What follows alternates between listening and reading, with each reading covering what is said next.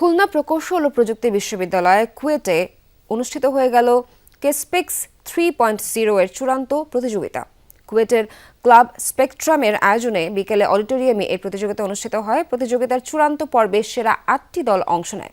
এর আগে প্রতিযোগিতার বিভিন্ন অংশে মোট অংশ নেয় 59টি বিশ্ববিদ্যালয়ের 327টি দল।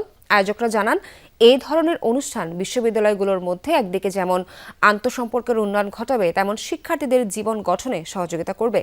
এসব জ্ঞান তাদের কর্মক্ষেত্রে সহায়ক হবে। অনুষ্ঠানটির মিডিয়া পার্টনার যমুনা টেলিভিশন।